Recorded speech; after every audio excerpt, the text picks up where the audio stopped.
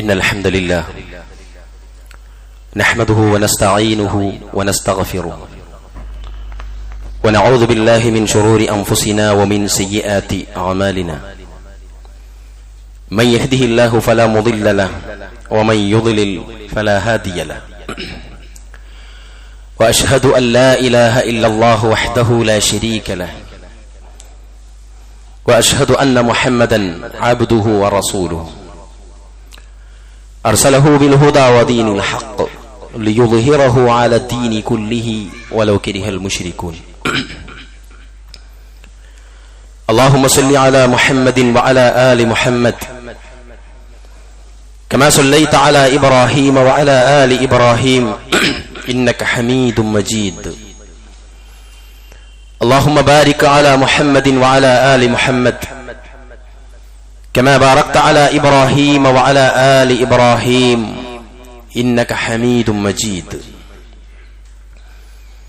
أما بعد فإن خير الكلام كلام الله وخير السنن سنن محمد صلى الله عليه وسلم وشر الأمور محدثاتها وكل محدثة بدعة وكل بدعة ضلالة فكل ضلالة في النار أيها الناس اتقوا الله عباد الله أوصيكم وإياي أولا بتقوى الله بسم الله الرحمن الرحيم يا أيها الذين آمنوا اتقوا الله حق تقاته ولا تموتن إلا وأنتم مسلمون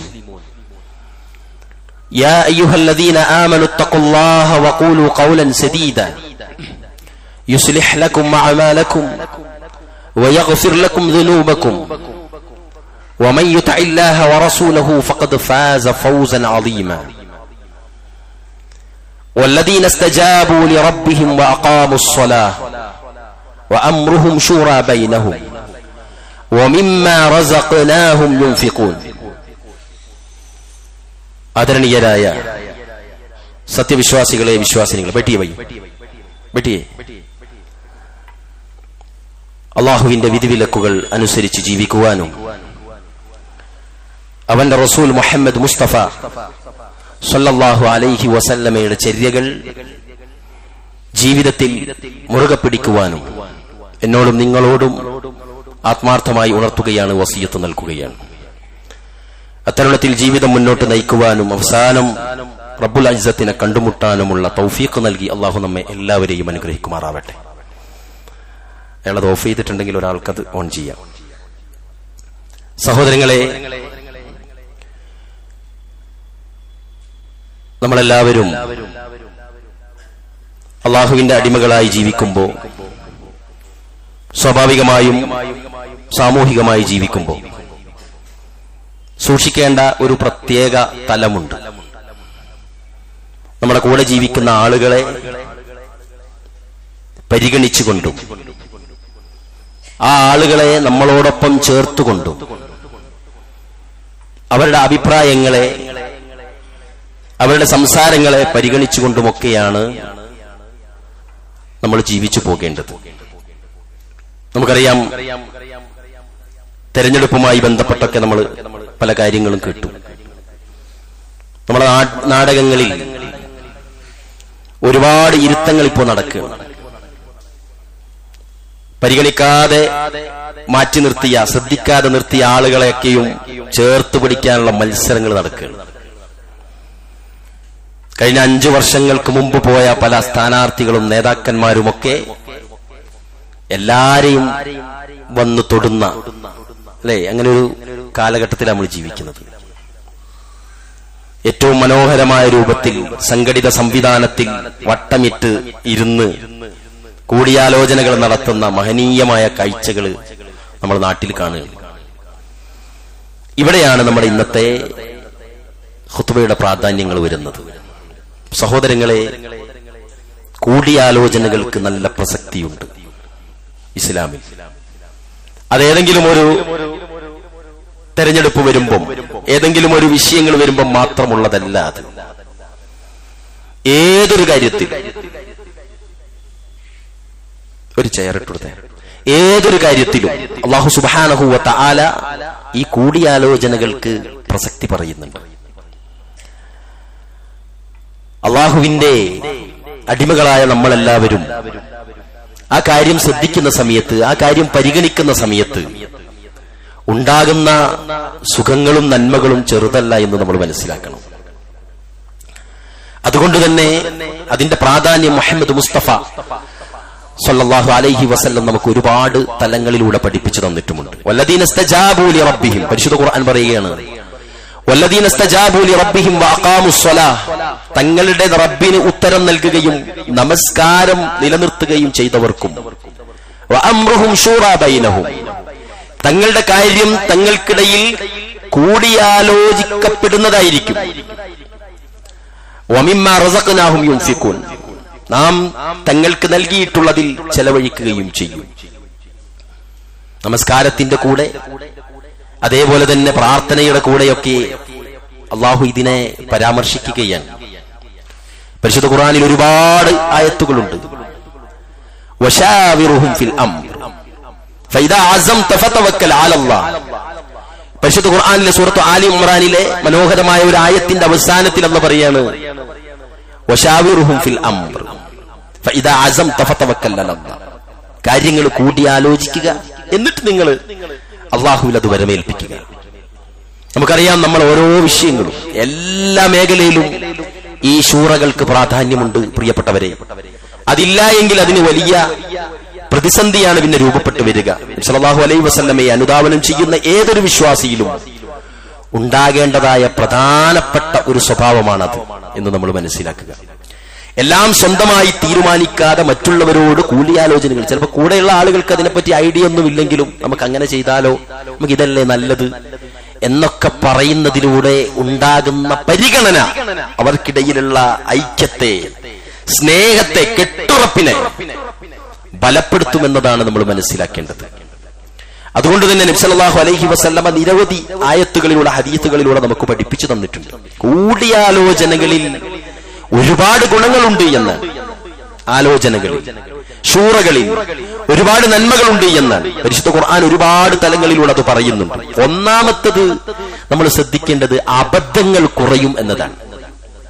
ഏതൊരു വിഷയത്തിലും ചിലപ്പോൾ മുതിർന്ന ഒരാളുടെ, നമ്മൾ ശ്രദ്ധിക്കാതെ പോയ, പരിഗണിക്കാതെ പോയ ഒരാളുടെ അഭിപ്രായം ക്ലിക്ക് ചെയ്യപ്പെടും അവിടെ.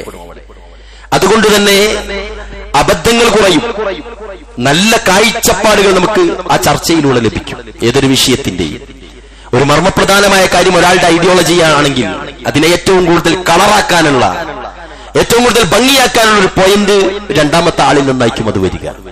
മൂന്നാമത്തെ ആളിൽ നിന്ന് വരിക അയാളിൽ നിന്നുള്ള ഒരു എക്സ്പീരിയൻസ് ആയിരിക്കും. ഇന്നത് ചെയ്താൽ ഇന്ന പ്രശ്നം വരൂട്ടോ, ഇന്നത് ചെയ്തിട്ട് ഇങ്ങനെ സംഭവിച്ചിരുന്നുട്ടോ, ഇന്നതും കൂടി ശ്രദ്ധിച്ചാൽ ആ പ്രശ്നത്തെ നമുക്ക് മറികടക്കാൻ പറ്റോ എന്നൊക്കെയുള്ള അഭിപ്രായങ്ങൾ മൂന്നാം കക്ഷിയിൽ നിന്ന് വരും. അങ്ങനെ പ്രിയപ്പെട്ടവർ, നിങ്ങൾ ആലോചിച്ച് നോക്ക്, എത്ര മനോഹരമായിരിക്കും ഓരോന്നും. അതല്ലാതെ എല്ലാത്തിനും നമ്മൾ തികഞ്ഞിട്ടുണ്ട്, നമ്മളുടെ തീരുമാനം അവരനുസരിച്ചാൽ മതി, നമ്മൾ വിചാരിച്ചത് അവിടെ നടന്നാൽ മതി എന്നത് ആലോചിക്കുമ്പം ഒരു ടേസ്റ്റിലാണ് ആ സമൂഹം പോവുക. അതിലെന്തുണ്ടാകും? ആ ടേസ്റ്റിനെ പിന്തുണക്കുന്നവരുണ്ടാകും, ആ ടേസ്റ്റിനെ എതിർക്കുന്നവരുണ്ടാകും, ആ ടേസ്റ്റിനെ ഇല്ലാതാക്കുന്നവരും ആ സമൂഹത്തിൽ വളർന്നു വരും. നമ്മളെല്ലാവരും ശ്രദ്ധിക്കേണ്ടത്, നമ്മുടെ കുടുംബവുമായി, ഇണയുമായി ജീവിക്കുന്ന സമയത്ത് വരെ ഒരുപാട് സംഗതികൾ ആലോചിച്ച് ചെയ്യേണ്ടതായിട്ടുണ്ട്. അവൾ നമ്മളെ പോലെ ആയിരിക്കില്ല, അവൾ ദുർബലയായിരിക്കും, സമൂഹവുമായിട്ട് അവൾക്ക് കണക്ഷൻ ഉണ്ടാവില്ല, കാര്യങ്ങളുടെ പ്രത്യാഘാതങ്ങൾ അവർക്കറിയില്ല. നമുക്കറിയാം, ഈ ലോകത്തെ നിയന്ത്രിക്കുന്ന മലിക്കുൽ ജബ്ബാറായ റബ്ബ്, അവനാണ് നമ്മുടെ ആരാധ്യൻ, അവനാണ് നമ്മൾ പ്രാർത്ഥിക്കേണ്ട ഏകനായ സൃഷ്ടാവ്. കാര്യങ്ങളുടെ നിയന്ത്രണാധികാരം, സുപ്രീം സോവറിറ്റി അള്ളാഹുവിനാണ്. അല്ലേ? നിങ്ങൾ ആലോചിച്ച് നോക്കി, ഇവിടെ നമ്മുടെ ഭരണഘടനയിൽ പോലും പരാമർശിക്കുന്ന ആർട്ടിക്കിളുകളിൽ ഓരോ മനുഷ്യർക്കും, വിഭാഗത്തിനും ചലിക്കാനുള്ള, പ്രവർത്തിക്കാനുള്ള സംവിധാനങ്ങൾ നൽകുമ്പം ഈ പറഞ്ഞ കൂടിയാലോചനകൾ നടത്തുന്ന സംവിധാനങ്ങൾക്ക് ഇവിടെ സേഫ്റ്റി ഉണ്ട് എന്നതാണ്.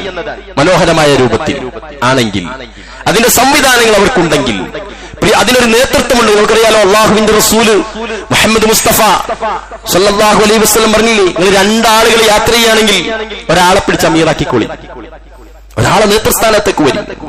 പരിശുദ്ധ ഖുർആൻ പറഞ്ഞില്ലേ, അൽ-റിജാലു ഖവ്വാമൂന അലൻ നിസാ, പുരുഷനാണ് സ്ത്രീകളുടെ കാര്യത്തിൽ കൈകാര്യകർത്തൃത്വം പുരുഷനാണ്.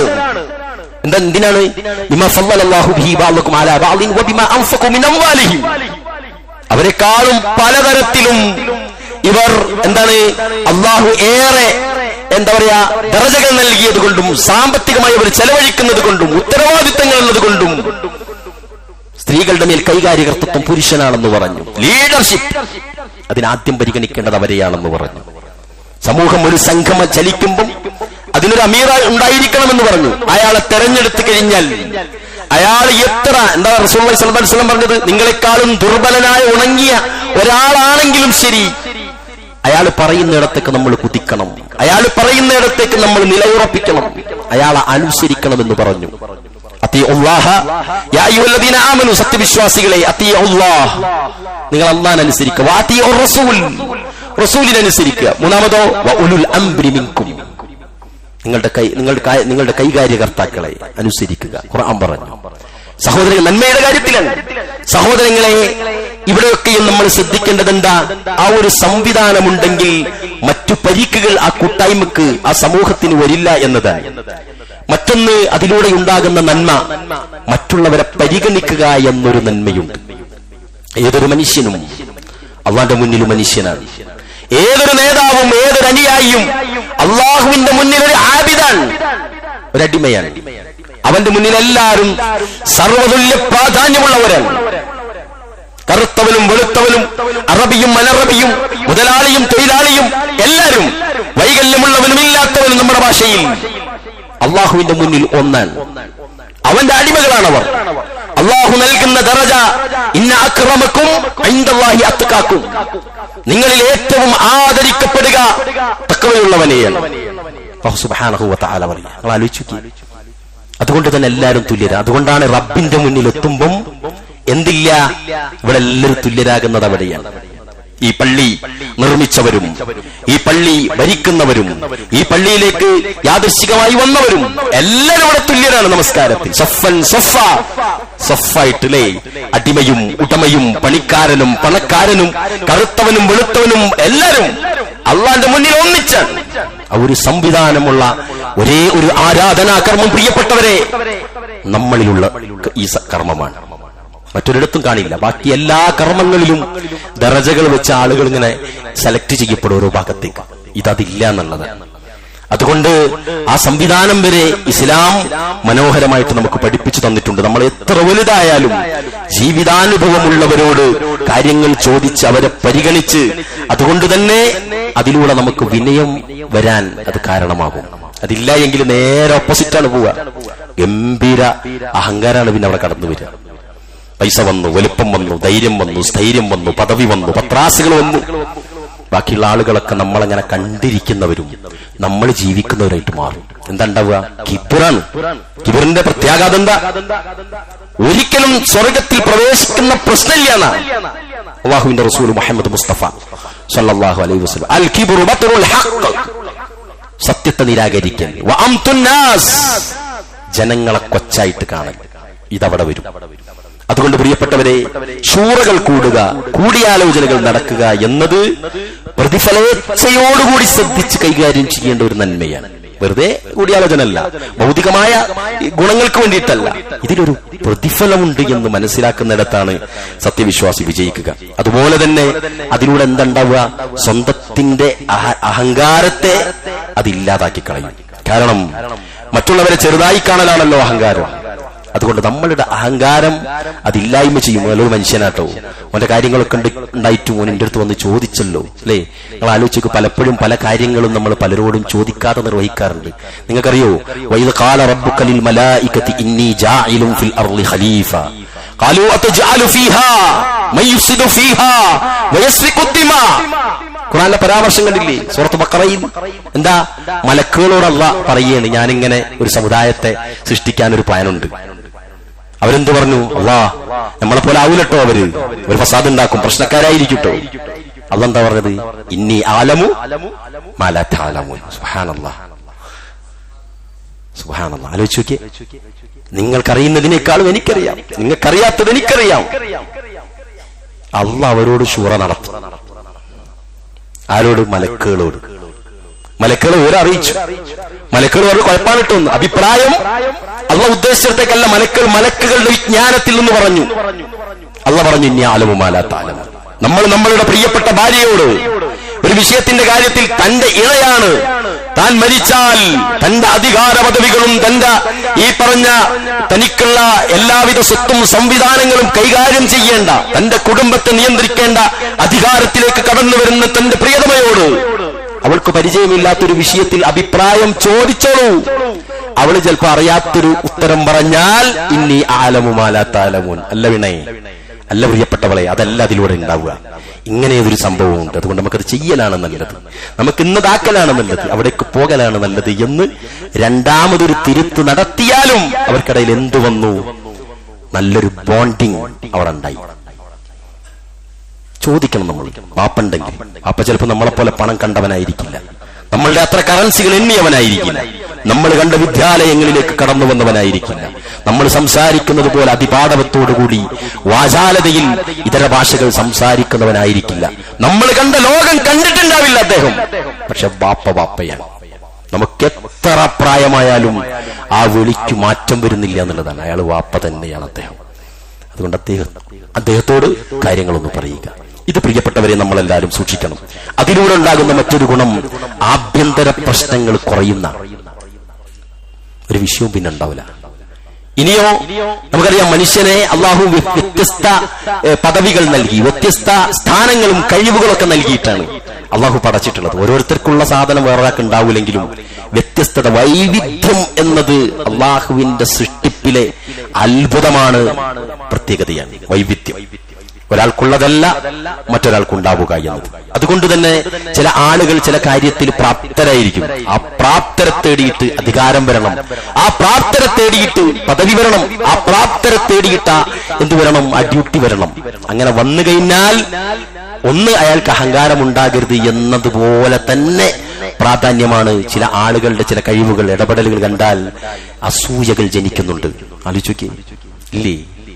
ആദ്യത്തിലൊക്കെ നമ്മൾ മാഷാ അല്ലാഹ് എല്ലാം പറയും, രണ്ടാമത് മാഷാ അല്ലാഹ് തബാറ, മൂന്നാമത് പറയും അതും എനിക്ക് തന്നെ അല്ലേ, മൂന്നെണ്ണാണ് എനിക്ക് തന്നെ ഉള്ളൂ. പിന്നീട് നമ്മളത് നമ്മുടെ മനസ്സ് ശൈത്താൻ ഇടപെട്ടിട്ട് അസൂയയിലേക്കാ കൊണ്ടുപോവുക, കണ്ണേറിലേക്കാ കൊണ്ടുപോവുക. ആളുകളെ അയാള് നന്നാകുന്നത് ഇഷ്ടപ്പെടാത്തൊരു മൈൻഡിലേക്കാണ് കൊണ്ടുപോകുന്നത്. ചിന്തിച്ചു നോക്കി, അസൂയ ജനിക്കും. നല്ലോണം അദ്കാറുകൾ ചൊല്ലി, നല്ലോണം മാഷാ അല്ലാഹ് ചൊല്ലി, അള്ളാഹുവിന്റെ അനുഗ്രഹങ്ങളെ തേടി, അള്ളാഹുവിന്റെ ഈ പറഞ്ഞ പ്രാർത്ഥനകളിലൊക്കെയും ഈ വിഷയങ്ങളൊക്കെ ഉൾപ്പെടുത്തി പ്രാർത്ഥിച്ച്, അതോടൊപ്പം ആ കൂട്ടരെയും കൂടി ചേർത്ത് പിടിച്ച് അവരും കൂടി ഉൾപ്പെടുന്ന ഒരു തരത്തിലേക്കുള്ള ഒരു പ്രോജക്റ്റ് ആണെങ്കിൽ അവിടെ അഹങ്കാരം ജനിക്കുന്നില്ല, അസൂയ ജനിക്കുന്നില്ല. ഇല്ലെങ്കിലോ അമ്പിച്ച അസൂയാണ് അവിടെ വരിക. അതുകൊണ്ട് പ്രിയപ്പെട്ടവരെ, അതും കൂടി അതിലൂടെ നമുക്ക് പരിഹരിക്കാൻ സാധിക്കുമെന്നുള്ളതാണ്. മറ്റൊരു കാര്യം, ഐക്യം ബലപ്പെടുന്നുള്ളതാണ്.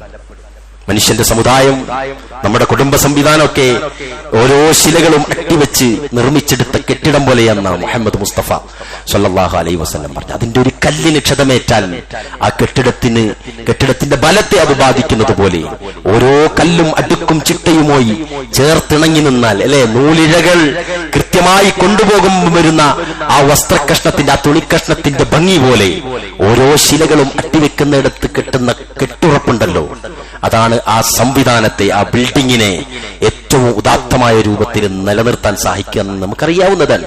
അവിടെ ഒരു കല്ലിനിളക്കം പറ്റിയാൽ, ഒരു സംഘം പ്രവർത്തിക്കുമ്പോൾ, ഒരു കൂട്ടായ്മ പ്രവർത്തിക്കുമ്പോൾ, ഒരുത്തനെ നമ്മൾ പരിഗണിക്കാതിരുന്നാൽ, അല്ലെങ്കിൽ ഒരുത്തൻ നമ്മുടെ കൂട്ടത്തിലേക്ക് ചേരാതിരുന്നാൽ അവനുണ്ടാക്കുന്ന ഉൽമ ചെറുതല്ല പ്രിയപ്പെട്ടവരെ. അതുകൊണ്ട് അവനെ പരിഗണിച്ച് കൂട്ടിച്ചേർക്കുക. ആയിരക്കണക്കിന് ലക്ഷക്കണക്കിന് രൂപകൾ ചെലവഴിച്ച് ദഅവത്തുകൾ നടത്തുന്നവരാണ് നമ്മൾ. എന്താ നമ്മൾ അതിന് കാണുന്ന ലക്ഷ്യം? അള്ളാഹുവിന്റെ മാർഗത്തിൽ സമ്പത്തും സമയവും ആരോഗ്യവും ചെലവഴിക്കുന്നതിലൂടെ, ആർക്കെങ്കിലും ഒരാൾക്ക് ഹിദായത്ത് കിട്ടുന്നതിലൂടെ തനിക്ക് പ്രതിഫലമുണ്ടാകുമെന്നുള്ള ഉദാത്തമായ ബോധ്യമാണ് നമ്മളെ കൊണ്ടത് ചെയ്യിക്കുന്നത്. നമ്മുടെ ലക്ഷ്യം എന്താ?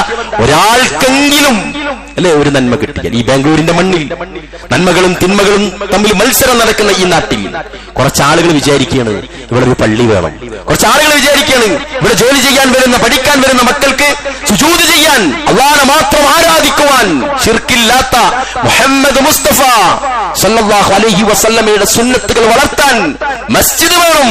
പ്രവാചകൻ സല്ലല്ലാഹു അലൈഹി വസല്ലമ മദീനത്തേക്ക് വന്നപ്പോൾ വിചാരിച്ചതുപോലെ, ഇതര പ്രദേശങ്ങളിലേക്ക് റസൂലുള്ളാഹി പ്രവേശിച്ചപ്പോ ആദ്യമായി പ്രവാചകൻ തീരുമാനിച്ചതുപോലെ അല്ലാഹുവിനെ മാത്രം ആരാധിക്കുന്ന ഈ ഗോപുരത്തെ നിർമ്മിക്കാൻ കുറച്ച് ആളുകൾ വിചാരിക്കുന്നു. ഒന്നുണ്ടാക്കി എന്നിട്ട് വിചാരിക്കാൻ അടുത്ത സ്ഥലത്തൊന്നുകൂടി വേണം, ഒന്നുണ്ടാക്കി. എന്താണ് അവർ വിചാരിക്കുന്നത്?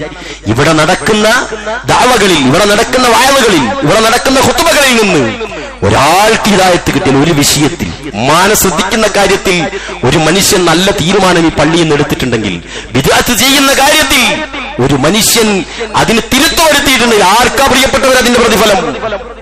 ഇത് സംവിധാനിച്ചവർക്ക് അല്ലാഹു അവർക്ക് അർഹമായ പ്രതിഫലം നൽകട്ടെ. അവർക്കെല്ലാവർക്കും ഇതിനുവേണ്ടി പ്രവർത്തിക്കുന്ന, അനുഭാവം പുലർത്തുന്ന, പിന്താങ്ങുന്ന, ഇതിന്റെ വിഷയങ്ങളിൽ ഓടിവരുന്ന, ഇതിന്റെ കൂടിയാലോചനകളിൽ തന്റെ സമയവും മനസ്സും തന്റെ അഭിപ്രായങ്ങളും കൊണ്ടുവരുന്നവർക്ക് അല്ലാഹു പ്രതിഫലം നൽകട്ടെ. എന്താ ഉദ്ദേശം? ഒരാളെ റെഡിയായി കിട്ടാൻ. പ്രിയപ്പെട്ടവരെ, അത് നമ്മൾ ശ്രദ്ധിക്കേണ്ടതുണ്ട്. എല്ലാരെയും ചേർത്ത് പിടിക്കുക. തെറ്റ് പോരായ്മകളുള്ളവരെ ചേർത്ത് പിടിക്കുക, തെറ്റുകൾ ചെയ്യുന്നവരെ ചേർത്ത് പിടിക്കുക. ആ ചേർത്ത് പിടിക്കലിലൂടെ അവന്റെ തെറ്റുകൾ കുറയുകയാണ് ചെയ്യുക. ചേർത്ത് പിടിക്കുന്നവർ നല്ലവരാണെങ്കിൽ, ചേർത്ത് പിടിക്കുന്നവർ നല്ലവരാണെങ്കിൽ അയാൾ രക്ഷപ്പെടുകയാണ് ചെയ്യുക. നേരെ മറിച്ചോ, അയാളെ നമ്മൾ റിജക്ട് ചെയ്താൽ അവനെ സേവിക്കാൻ, അവനെ സ്വീകരിക്കാൻ ഒരു സംഘം ആളുകളുണ്ട് പുറത്ത്, പൈശാചിക ബാധയേറ്റവരുണ്ട് പുറത്ത്. അവൻ കൂടുതൽ പുറത്തേക്കാണ് പോവുക. അതുകൊണ്ടാണ് പ്രവാചക സന്നിധിയിൽ മദ്യപിച്ചു കൊണ്ടുവന്ന് കടന്നു വന്ന് തമാശ പറയുന്ന ഒരു മനുഷ്യനെ പറ്റി ഒരു ചരിത്രം പറയുന്നില്ലേ? പലതവണ അല്ലാഹുവിന്റെ റസൂൽ വാണിംഗ് കൊടുത്തു. വീണ്ടും വീണ്ടും വന്നപ്പോ സഹാബാക്കളെടുത്ത് പുറത്തിട്ട് ചീത്ത പറയാൻ തുടങ്ങി, ഓടിച്ചു. റസൂൽ പറഞ്ഞു, ചെയ്യരുതേ, ചേർത്ത് പിടിക്കുന്നു, അയാളിൽ നന്മ വരും. റസൂലുള്ളാഹി സ്വല്ലല്ലാഹു അലൈഹി വസല്ലം ഏതൊരു പോരായ്മയുള്ളവരെ ചേർത്ത് പിടിക്കുക. അതും ശൂറയുടെ ഭാഗമായി, കൂടിയാലോചനയുടെ ഭാഗമായി, കൂട്ടായ്മകളിലേക്ക് അല്ലാഹുവിന്റെ ആളുകളെ ചേർത്ത് പിടിക്കുന്നതിന്റെ ഭാഗമായി സൂക്ഷ്മതയോടെ കൈകാര്യം ചെയ്താൽ നമ്മുടെ ഐക്യം ബലപ്പെടും. മറ്റൊന്ന്, നിർഭയത്വം ഉണ്ടാകും എന്നാണ്.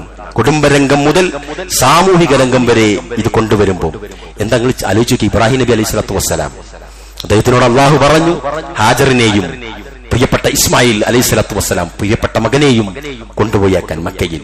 ഇന്നത്തെ നഗര സംവിധാനങ്ങളിൽ നമ്പർ 1 വെളിച്ചങ്ങളുടെ നാട് എന്ന് പറയുന്ന, അല്ലെ, മനുഷ്യകുലം ഈ അഷ്ടദിക്കുകളിൽ നിന്ന് ഓടി വന്ന് സംഗമിക്കുന്ന ഒരു ഭൂമിയിലല്ല അന്ന് കൊണ്ടുപോയാക്കുന്നത്. മറിച്ച് ആരോരുമില്ലാത്ത നാട്ടിൽ. എന്താ ചെയ്തത്? ഹാജറ ബീവിയുടെ അല്ലാഹുവിന്റെ റസൂലിന്റെ പ്രിയപ്പെട്ട എന്താ പറയാ പ്രവാചകൻ, അള്ളാഹുവിന്റെ പ്രവാചകൻ ഇബ്രാഹിം അലൈഹി സ്വലാത്തു വസ്സലാം പോയിട്ട് പറഞ്ഞു, ഇങ്ങനെ ഒരു സംഭവം ഉണ്ട്. നിങ്ങൾ ഇവിടെ ശ്രദ്ധിച്ചോളൂ, നിങ്ങളെ ഖുതുബ ജുമുഅ പോവും. അല്ലാഹു അമറക ബിഹാദാ യാ ഇബ്രാഹിം. ഇബ്രാഹിം നബിയോട് ചോദിച്ചത് അല്ലാഹ് പറഞ്ഞിട്ടാണോ? അതെ എന്ന് കേട്ടപ്പോൾ അവർ ഓക്കെയായി. ഇസ്മായിൽ നബി അലൈഹി സ്വലാത്തു വസ്സലാമിനോട് പിന്നീട് ഇബ്രാഹിം നബി അലൈഹി സ്വലാത്തു വസ്സലാം പറയുന്നുണ്ട്, മോനെ, അള്ളാഹുവിന്റെ ഒരു ഓർഡർ ഉണ്ട്, നിന്നറുക്കാൻ. മിനായിലെ താഴ്വരയിലെ ആ പ്രസിദ്ധമായ പർവ്വതത്തിന്റെ ഓരങ്ങളിലേക്ക് മകനെയും കൊണ്ടുപോകണം. അള്ളാഹ് പറഞ്ഞിട്ടാണോ വാപ്പ? അതെ. എങ്കിൽ പ്രശ്നമില്ല, ഷമാലിക്കളുടെ കൂട്ടത്തിൽ നിങ്ങൾക്ക് എന്നെ കാണാം. ശൂറ കൂടാണ്, ആലോചിക്കുകയാണ്. പ്രിയപ്പെട്ടവരെ, അങ്ങനെ ഓരോ കാര്യത്തിലും നമ്മളെല്ലാവരും ശ്രദ്ധിക്കണം. നമ്മുടെ കൂട്ടത്തിൽ കവിയായ കഴിവുള്ളവരുണ്ട്, അമീനായ വിശ്വസ്തവരായവരുണ്ട്. ഇത് രണ്ടും ഒന്നിച്ചുള്ളവരുണ്ട്, ഇത് രണ്ടും ഇല്ലാത്തവരുമുണ്ട്. ഇല്ലേ? ഒരു സംവിധാനം ചലിക്കുമ്പോൾ, ഒരു സ്ഥാപനം ചലിക്കുമ്പോൾ കവിയായ അമീനായ ആളുകൾ മുന്നോട്ട് കടന്നു വന്നാൽ ആ സംവിധാനം മുന്നോട്ട് ഭംഗിയായിട്ട് പോകും. ഇതിനും നമ്മൾ സൂക്ഷിക്കേണ്ടതുണ്ട്, ശ്രദ്ധിക്കേണ്ടതുണ്ട്. അതൊക്കെയും അല്ലാഹുവിന്റെ റസൂൽ സല്ലല്ലാഹു അലൈഹി വസല്ലം നമ്മളോട് ശ്രദ്ധിക്കാൻ പറഞ്ഞ കാര്യങ്ങൾ. ഭാര്യയോട്, മാതാപിതാക്കളോട്, മക്കളോട്, സഹജീവികളോട്, സഹപ്രവർത്തകരോട്, എല്ലാവരോടും എല്ലാ കാര്യങ്ങളിലും ആവശ്യമുള്ളയിടത്തേക്ക് ഈ ചർച്ചകൾ കൊണ്ടുപോയി. എല്ലാവരും ഇങ്ങനെ അഭിപ്രായം തേടിയിട്ട് കൺഫ്യൂഷൻ ആവാനല്ല, മാതൃകകളാകുക. മാന്യമായ രൂപത്തിൽ മാന്യമായി കൈകാര്യം ചെയ്യുന്ന ആളുകളോട് സ്വകാര്യമായി വെക്കേണ്ട കാര്യങ്ങൾ സ്വകാര്യമായി വെച്ചുകൊണ്ടു തന്നെ, ആത്മാർത്ഥമായി കൈകാര്യം ചെയ്യേണ്ട കാര്യങ്ങൾ അതിനു പറ്റിയ ആളുകളെ ഉൾപ്പെടുത്തിക്കൊണ്ടു തന്നെ ശൂറകൾ പ്രബലമാക്കുക. അത് നമുക്ക് ഗുണമാണ് ചെയ്യുക. പ്രിയപ്പെട്ടവരെ, അതിലൂടെ നമുക്കെല്ലാവർക്കും അല്ലാഹു സുബ്ഹാനഹു വ തആല നന്മയാണ് തരിക. അല്ലാഹു അത്തരണത്തിൽ നന്മകൾ കിട്ടുന്ന ആളുകളുടെ കൂട്ടത്തിൽ അല്ലാഹു നമ്മെ എല്ലാവരെയും അനുഗ്രഹിക്കുമാറാവട്ടെ. അൽഹംദുലില്ലാഹ് الذي علم بالقلم علم الإنسان ما لم يعلم أيها الناس اتقوا الله عباد الله أوصيكم وإياي ثانيا بتقوى الله. അല്ലാഹു സുബ്ഹാനഹു വ തആലയെ സൂക്ഷിച്ച് ജീവിക്കണമെന്നൊരിക്കൽ കൂടി ഉണർത്തുകയാണ്.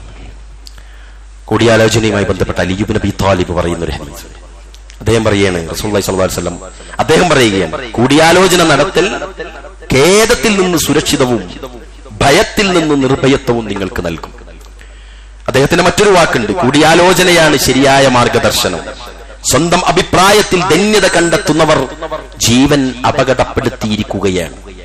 അലിയാർ തങ്ങളുടെ വാക്കാണ്. അതുകൊണ്ട് നബി സല്ലല്ലാഹു അലൈഹി വസല്ലമയുടെ ജീവിതം നോക്കിയാൽ തന്നെ കൂടിയാലോചനയിൽ മാതൃകയാണ് പ്രിയപ്പെട്ടവരെ. അബൂ ഹുറൈറ റളിയല്ലാഹു അൻഹു പറയുന്നുണ്ട്, അല്ലാഹുവിന്റെ റസൂൽ തന്റെ സഹാബാക്കളോട് കൂടിയാലോചിക്കുന്നതിനേക്കാൾ കൂടിയാലോചനകൾ നടത്തുന്ന ഒരാളെയും ഞാൻ കണ്ടിട്ടില്ല എന്ന് അബൂ ഹുറൈറ റളിയല്ലാഹു അൻഹു പറയുന്നുണ്ട്. ബദർ യുദ്ധത്തിന്റെ തലേന്ന് അല്ലാഹുവിന്റെ റസൂൽ സഹാബാക്കളെ വിളിച്ചു.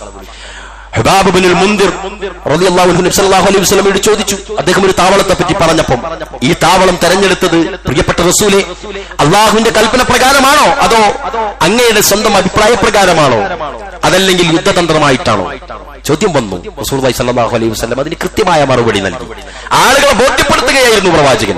ആരുടെ കയ്യിലുണ്ട് ഇന്നത്തെ യുദ്ധത്തിന്റെ ഈ സംവിധാനങ്ങൾ ഒരുക്കാൻ, യുദ്ധ സാമഗ്രികൾ ഒരുക്കാൻ കായികമായും സാമ്പത്തികമായും ആവശ്യമുണ്ട്? ആരുടെ കയ്യിലുണ്ട്? അല്ലാഹുവിന്റെ റസൂലിന്റെ ചോദ്യമാണ്. എല്ലാവരോടും കൂടിയാണ്. നേരെ പണമുള്ള അബൂ തൽഹയുടെ അടുക്കലേക്കോ പണം വാരി അല്ലാഹുവിന്റെ മാർഗത്തിലേക്കോ ഒഴിക്കാൻ തയ്യാറായി നിൽക്കുന്ന ഉസ്മാൻ ഇബ്നു അഫ്ഫാന്റെ അടുക്കലേക്കോ മാത്രം റസൂൽ പോയതല്ല. അവരെല്ലാവരും ഇരിക്കുന്ന സദസ്സിൽ അല്ലാഹുവിന്റെ റസൂൽ പറയാൻ എന്തെല്ലാം വിഷയങ്ങളിൽ ഒന്നിച്ചു പറഞ്ഞു, ഒന്നിച്ചു തീരുമാനിച്ചു, ഐഡിയകൾ ഉണ്ടാക്കി. ഉഹദ് യുദ്ധത്തിനും അത് ബദർ യുദ്ധത്തിനും അതുപോലെ തന്നെ രണ്ട് സംഘമുണ്ടായിരുന്നു. ഒന്ന് അബൂ സുഫിയാന്റെ നേതൃത്വത്തിലുള്ള കച്ചവട സംഘവും ഒന്ന് അബൂജഹലിന്റെ നേതൃത്വത്തിലുള്ള പട്ടാള സംഘവും. ആദ്യം ആരെ നേരിടണം? പ്രവാചകൻ പ്രിയപ്പെട്ട സഹാബകളോടൊപ്പം ഇരുന്നിട്ട് പറഞ്ഞു, ആദ്യം നമ്മൾ ആരെ ചേസ് ചെയ്യും? അവിടെ വെച്ച് തീരുമാനമുണ്ടായി, കൂടിയാലോചിച്ചു. പട്ടാള സംഘവുമായി വരുന്ന അബൂജഹലിനെ ആദ്യം നേരിടാൻ അല്ലാഹുവിന്റെ റസൂലും സഹാബാക്കളും തീരുമാനിക്കുന്നു. കൂടിയാലോചനയുടെ ഭാഗമായിരുന്നു. ഇതാകണം പ്രിയപ്പെട്ടവരെ നമ്മുടെ ശൈലി. അതുകൊണ്ട് നമ്മളെല്ലാവരും സൂക്ഷിക്കുക. അഭിപ്രായങ്ങൾ പറയേണ്ടടുത്ത് പറഞ്ഞ് കൂടിയാലോചനകൾ നടത്തേണ്ടടുത്ത് നടത്തി എങ്കിൽ എന്താകും? കാര്യങ്ങളൊക്കെ ഭംഗിയുള്ളതായിട്ട് മാറും. അഹങ്കാരം നമ്മിൽ വന്നു ചേർന്നാൽ, അത് എല്ലാവരും തുടർന്നാൽ നമ്മുടെ ഐക്യം തകർന്ന് തരിപ്പണമാവുകയാണ് ചെയ്യുക. അത് നമ്മളെല്ലാവരും ശ്രദ്ധിക്കേണ്ടതുണ്ട്. അതുപോലെ തന്നെ ചില ആളുകൾ എതിര് പ്രവർത്തിക്കും. കൂടിയാലോചനയൊക്കെ നടത്തിയൊക്കെ ഓക്കെ ആയിരിക്കും. പുറത്തു പോയാൽ എന്തിനാത് വിരക്തി ഉണ്ടാവും. ചെയ്യരുത്. നിങ്ങൾ ആ കാര്യങ്ങൾ നമ്മൾ കൂടിയാലോചിച്ചു. ഒരു ബഹുഭൂരിപക്ഷം ആളുകൾ അല്ലെങ്കിൽ ഒരാൾ നല്ല മനോഹരമായിട്ട് അത് അവതരിപ്പിച്ചു, അത് ആപ്റ്റായി, ഓക്കെ ആയി, തീരുമാനമെഴുതി. വംറുഹും ശൂറാ ബൈനഹും, ഒന്നിച്ചിരുന്ന് ശൂറ കൂടി തീരുമാനിച്ചു. എന്നിട്ടോ വശാവിറുഹും ഫിൽ അംർ ഫഇദാ അസംത ഫതവക്കൽ അലല്ലാഹ്, പിന്നെ നിങ്ങൾ അല്ലാഹനെ എന്ത് ചെയ്യുക? തവക്കുൽ ചെയ്യുക. ഇന്നല്ലാഹ യുഹിബ്ബുൽ മുതവക്കിലീൻ. എന്താ അല്ലാഹ് പറഞ്ഞത്? അല്ലാഹു തവക്കുൽ ചെയ്യുന്ന ആളുകൾ അല്ലാഹ് സ്നേഹിക്കുന്നു. പ്രിയപ്പെട്ടവരെ, പിന്നീട് നിങ്ങൾക്ക് അതിന്റെ ആ തീരുമാനിച്ചതിന്റെ കാര്യത്തിൽ എന്തെങ്കിലും അപാകതകൾ വന്നാൽ, ഞാൻ അന്നേ എനിക്കത് ഇഷ്ടമില്ലായിരുന്നു പറയരുതെന്ന സംഘത്തിലിരുന്നവൻ, എനിക്ക് ആദ്യം അതിനോട് ഇഷ്ടമില്ലായിരുന്നു. നമ്മളെല്ലാവരും വായിന്നും വരുന്ന ഒരു സാധനം അത് അല്ലേ? നമ്മളൊക്കെ പറയുന്നത്, ഞാൻ പിന്നെ എല്ലാരും ഇങ്ങനെ പറഞ്ഞപ്പോ ഞാൻ പിന്നെ ഒന്നും പറഞ്ഞില്ല, അല്ലെങ്കിൽ എല്ലാരും ഒക്കെ ആയപ്പോ ഞാനിങ്ങനെ നിന്നോർത്തുന്നുള്ളൂ. എനിക്ക് ആദ്യം അറിയാം ഇതിങ്ങനെ കൂപ്പ് കുത്തി തൂഫാനായി പോകുന്നുള്ളത്. പറയരുത്. കാരണം എന്താ? അയാൾ പറയേണ്ടത്, ആ കൂടിയാലോചനയിൽ ഇരുന്നവൻ പറയേണ്ടത്, നമ്മളെല്ലാം കൂടി ഒന്നിച്ച് തീരുമാനിച്ചതാണല്ലോ, അള്ളാഹുവിൽ തവക്കുൽ ചെയ്തതാണ്. ഇതിലെന്തെങ്കിലും ഖൈറ് അള്ളാഹു നിശ്ചയിച്ചിട്ടുണ്ടാകും. എന്നിടത്തേക്ക് അവന്റെ തല പോവേണ്ടത്. അതല്ലാതെ ഇതൊക്കെ ഞാൻ ആദ്യം കണക്കൂട്ടിയതാണ്, ആളാകരുത്, നിങ്ങൾ ചെയ്യരുത്, തെറ്റാണ്. അത് ശൂറയിൽ പങ്കെടുത്തൊരു മുസൽമാൻ ഒരിക്കലും ചെയ്യാൻ പാടില്ലാത്തതാണിത് എന്ന് നമ്മൾ മനസ്സിലാക്കുക. അതുകൊണ്ട് ആദ്യം തീരുമാനിക്കുക, എന്നിട്ട് കൂടിയാലോചനകൾ നടത്തി തീരുമാനിച്ചു കഴിഞ്ഞാൽ ഇനിയോ എന്തൊക്കെ പ്രതിവിധികളാ ഒരു വിഷയത്തിൽ ഒരു തീരുമാനം എടുക്കാൻ. ഇസ്തിഹാറത്ത് അല്ലാഹുവിന്റെ റസൂൽ സല്ലല്ലാഹു അലൈഹി വസല്ലം, കൺഫ്യൂഷൻ ഉണ്ടോ ഒരു വ്യക്തിക്ക് ഒരു കാര്യത്തിൽ തീരുമാനമെടുക്കാൻ? നിങ്ങൾ അതിനുള്ള 2 റക്അത്ത് നമസ്കരിക്കും. അള്ളാഹുവിന്റെ റസൂൽ സല്ലല്ലാഹു അലൈഹി വസല്ലം എത്ര മനോഹരമായിട്ട് അത് പഠിപ്പിച്ചു തന്നത്. നിങ്ങൾ ചർച്ച ചെയ്യും. നിങ്ങൾ അതിനുള്ള ഓരോ സ്റ്റെപ്പുകൾ അള്ളാഹുവിന്റെ റസൂൽ പറഞ്ഞു, ഓരോ വിഷയങ്ങൾ കൈകാര്യം ചെയ്യാൻ, വിവാഹം സംവിധാനിക്കാൻ, തലാഖ് സംവിധാനിക്കേണ്ട അവസ്ഥ വന്നാൽ അതിൻ്റെതെങ്ങനെയാണ് കൊണ്ടുപോകേണ്ടത്, എന്തെല്ലാം പ്രിയപ്പെട്ടവരെ, രണ്ടാളുകളെ തമ്മിൽ രമിപ്പിക്കാൻ എന്താണ് ചെയ്യേണ്ടത്, ഒക്കത്തിന് അള്ളാഹുവിന്റെ റസൂൽ സല്ലല്ലാഹു അലൈഹി വസല്ലം പ്രാധാന്യത്തോടു കൂടിയുള്ള സൂചകങ്ങൾ തന്റെ പ്രവൃത്തി പദത്തിൽ കൊണ്ടുവന്നുകൊണ്ട് നമുക്ക് പാഠങ്ങളാക്കി മാറ്റി. അതുകൊണ്ട് അവിടെയൊക്കെയും നമ്മൾ സൂക്ഷിക്കുക.